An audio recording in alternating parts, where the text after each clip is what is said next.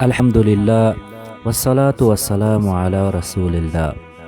دوستان عزیز، سه عامل هستند که مانع قبولی دعا می شوند.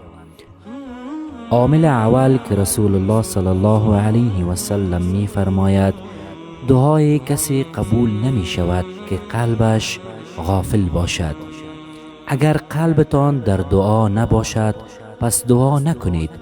اگر شما چیز را می خوانید و یا از روی کتاب تکرار می کنید، اگر شما چیز را مانند طوطی می گویید و نمی دانید که چی خواسته از رب العالمین دارید، اگر شما اخلاص و تقوا ندارید، پس دعای شما چگونه قبول شود؟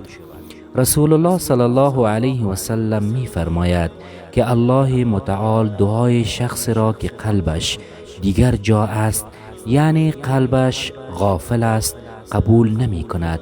اگر می خواهید که دعایتان قبول شود، باید قلب و زبانتان با هم همخوانی داشته باشد. باید بدانید که شما چی خواسته از رب العالمین دارید.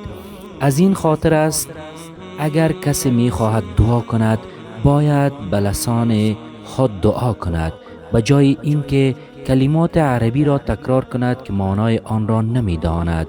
دعا در هر لسانی که باشد قبول می شود. دعا باید از قلب باشد. عامل دومی که رسول الله صلی الله علیه و سلم می فرماید که مانع قبولی دعا می شود، همانا خوردن و نوشیدن حرام است. کسی که حرام می خورد و حرام می نوشد دعایش قبول نمی شود. رسول الله صلی الله علیه و سلم مثال مسافر را می دهد که از فامیلش دور است، گرسنه و تشنه و بدون سرپناه است. دستهایش را بلند می کند و می گوید یا رب یا رب یا رب.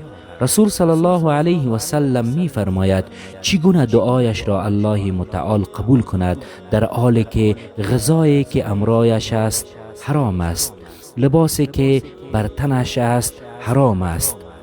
پس یک شرط قبولی دعا تغذیه از راه رزق حلال می باشد. عامل سومی که رسول الله صلی الله علیه و سلم می فرماید که مانع قبولی دعا می شود، همانا عجله کردن در قبولی دعا می باشد. رسول صلی الله علیه و سلم می فرماید شما دعا می کنید ولی در قبول کردن آن عجله نکنید. صحابه پرسان کردند که هدف از عجله کردن در قبولی دعا چی است؟ رسول صلی الله علیه و سلم فرمود کسی دعا می کند ولی دعایش عاجل قبول نمی شود، پس این شخص می گوید که الله متعال دعای مرا قبول نمی کند، پس از دعا کردن دست می بردارد. دوستان عزیز، اوقات قبولی دعا را که رسول الله صلی الله علیه و سلم بیان کرده اند باید به خاطر بسپاریم و به آن عمل کنیم.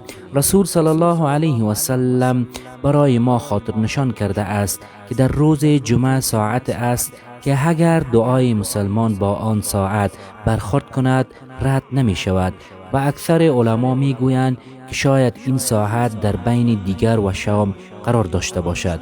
رسول الله صلی الله علیه و سلم می فرماید که در بین آذان و اقامه وقت قبولی دعا است. بنابراین مسلمانی که در این اوقات دعا کند الله متعال دعایش را رد نمی کند. سوم، دعا کردن در نماز می باشد، خصوصا وقت انسان در سجده می باشد.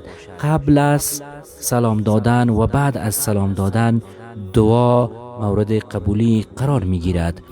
و السلام علیکم و رحمت الله و برکاته.